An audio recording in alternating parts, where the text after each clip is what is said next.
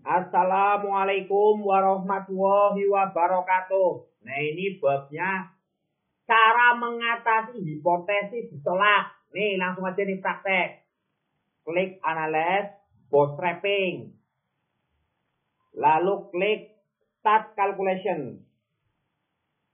Nah, tunggu lihat hasilnya ini.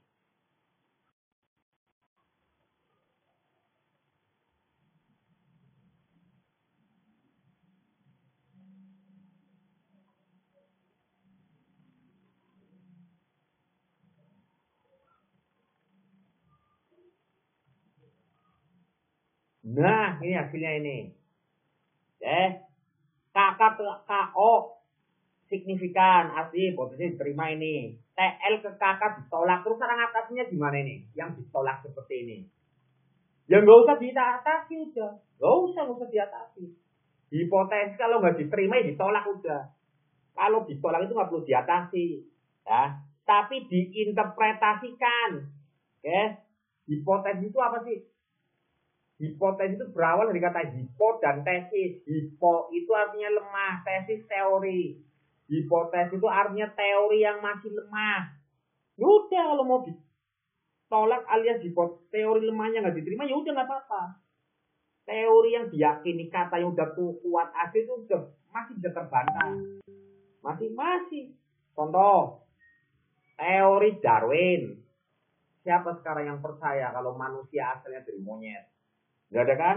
Itu teori. Teori itu bisa dibantah suatu saat. Oke? Jadi kalau hipotesis ditolak, udah interpretasikan. Oke?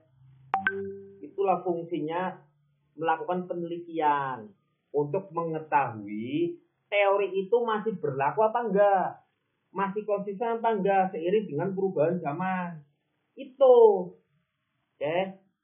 Cari jurnal pembanding, bukan pendukung, pembanding, bukan pendukung, nggak ada yang dukung, nggak apa-apa, udah yang penting ada pembandingnya. Kemudian ditolak apa? Jadi kemudian ditolak apa? Ya diterima, kemudian diterima, ditolak nggak masalah, itu hipotesis. Di bawahnya hipotesis ada nggak? Ada namanya intuisi, tebakan berdasarkan rasional, logika. Yaitu namanya intuisi, itu di bawah hipotesis. Ya bisa benar bisa salah. Di bawahnya lagi ada nggak? Di bawahnya intuisi ada, namanya apa? Overthinking. Itu lebih parah lagi itu, overthinking, prasangka. Itu nggak perlu dipermasalahin lagi itu. Contoh overthinking apa? Ruwet gara-gara minjamin tip X. Nah itu overthinking itu. Cuma minjamin tip X jadi masalah. Padahal cuma minjamin tip X, bukan yang lainnya. Itu jadi penyakit itu. Jadi penyakit. Jadi kita udah terlalu banyak mempermasalahkan yang bukan masalah. Dalam penelitian benar. Banyak sekali yang bukan masalah dipermasalahkan. Akhirnya apa? Akhirnya yang prioritas diabaikan. Kalau yang prioritas diabaikan apa? Contoh ya, membuat pembahasan atas hasil yang kamu dapatkan. Menyelam di dunia riset gap. Oh, penelitian A seperti ini hasilnya, penelitian B seperti ini. Artinya dari sini ada perbedaan penelitian. Nah, nanti kamu baru mikir karena dari riset gap ada perbedaan penelitian. Nah, dari situlah dari riset gap itu akan muncul temuan baru. Justru temuan baru itu terjadi ketika hasil penelitianmu bertentangan dengan teori, bukan sesuai teori, bukan.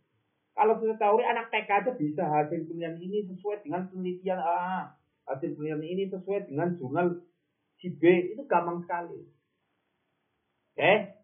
Gitu ya. Jadi cara ngatasi hipotesis ditolak apa? Nggak perlu diatasi. Mempermasalahkan hipotesis ditolak itu suatu kekonyolan. Bukti kalian nggak tahu kaidah penelitian adalah mempermasalahkan yang bukan masalah. Contohnya apa? Contohnya ini mempermasalahkan hipotesis ditolak. Dah. Akhir kata, wassalamualaikum warahmatullahi wabarakatuh.